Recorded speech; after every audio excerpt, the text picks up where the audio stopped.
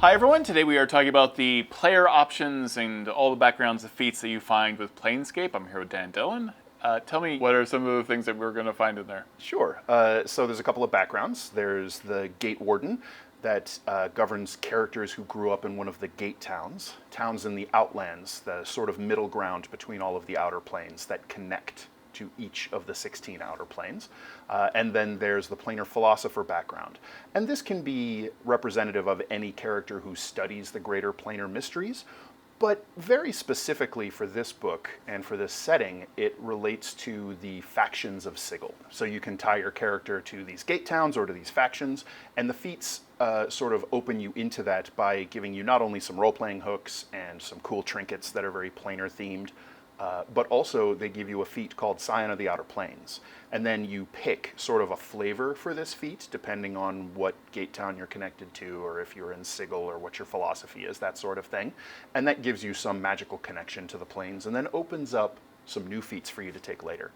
Yeah, what I like about these feats, these are like feats where you make that choice when you get the feat and like what it's associated with. So you're really kind of getting like, what, 5 different feats all in one feat, basically, because you're customizing it? Yeah, because I think the one opens into 5 other options. Yeah, absolutely. And then what are the feats that you can explore after that? Right, so there's the Agent of Order. If you find yourself aligned with a very orderly or lawful plane or philosophy, that gives you the ability to sort of enforce an order on things and lock your foes into a stasis. There is the Baleful Scion, if you're resonating with a more evil or corrupt or wicked plane or philosophy. And now, keep in mind that these don't have any bearing necessarily on your character's behavior. Yeah. This could be just you happen to have been born in the town of Ribcage, which is which is metaphysically close to the 9 hells. Yeah. So you've absorbed some of that energy, you have this ability. And that lets you sort of strike at your enemies and sap their vitality for yourself. There is Cohort of Chaos, if you're related to one of the planes of chaos, and that is every now and then some of that chaos may just come boiling out of you in ways that are unexpected. So that's like a mini wild surge. Nice. The Righteous Heriter is the feat that connects you to the upper planes or the planes of good or philosophies of good. And that gives you the ability to soothe pain and suffering. When someone is hurt within a certain range of you, you can lessen the harm that they take and sort of reach out and give them comfort and strength. Then there are a couple that are outside of the alignments a little bit. Okay. There's the Outlands Envoy, if you're connected to the Outlands, and that gives you the Crossroads Emissary, which makes it a little bit easier for you to rub elbows and blend with and mix with people and creatures from sort of any corner of the multiverse. Makes your communicating easier, all of that. Nice. So this is one that would also be appropriate for a character who is from the city of Sigil. Okay, perfect. Finally, there's the Planar Wanderer. This one's super fun. So this represents you're somehow aligned with the planes as a whole, and you find yourself very adaptive. This could be from the Outlands, this could be from a more transitive, kind of less defined plane, or it could be from Sigil itself. You find yourself able to survive in sort of environmental extremes, and you're particularly good at finding your way back to a portal that you've used to travel to another plane, and even to crack open a portal without its key.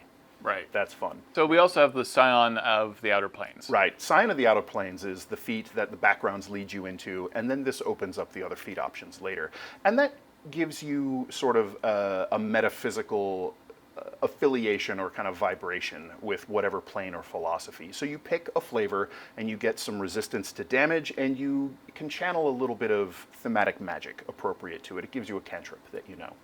What else do we find in the first chapter? Is that all it? No, there's a couple new spells. We gotta cover the new spells. Yeah, a couple of planar themed spells. There's the Gate Seal, which lets you set up sort of a dimensional lock that shuts portals off. No portals, no planar travel in or out while this spell is active. Oh, nice. So that could be fun to discourage pursuit or to lock out an invasion. If you know someone's trying to send in minions, you can shut that down. Yeah. It's a lot of fun. And then there's Warp Sense, which is a spell that allows you to kind of attune to planar fabric around you and find portals, even if they're not active, which are otherwise very difficult to detect. Perfect. We have a few magic items. On the simple side, there's the Sensory Stone, and one of the factions, the Society of Sensation particularly love Yeah. these. It's a little stone that you can record an experience that you have into. So sort of just the feelings, the emotions, the everything about it just gets, for just a few seconds, gets recorded in the stone. And then anybody else can pick up the stone and then kind of relive that moment. Even regardless of what the actual experience was, it could be harrowing and terrible. It isn't harmful to them, but they do get to sort of relive that recorded experience. So that could be interesting for passing messages or for giving people a very intimate personal sense of a place or an event that they weren't at. So that could have interesting implications for things like teleport spells that require you to be familiar with something. We've got the Mimir. Yep, the Mimir is kind of a big, quintessentially Planescape one. Mimir is a little construct shaped like a skull, and it is just chock full of planar knowledge. Yeah. And it floats around near you, and you can ask it questions. And it's kind of like your own little planar encyclopedia. Yeah. It knows basic information about all the outer planes, about the gate towns, and then every now and then you can have it sort of dig deep onto a specific topic and get you deeper information on that. Perfect. Finally, very simply, is the portal compass. What does that do? Yeah, so it This is the most clearly named It points magic north item now. in D&D, maybe. Right. So when you travel through a portal, the portal compass just points back to where that portal is, as long as you're on the same plane. So Very handy. at least you will always be able to orient yourself back to what is hopefully your door home. Yeah, yeah. I mean, a lot of adventurers could center around not being able to get home. Oh so, yeah, for sure. Yeah, that's perfect. Awesome.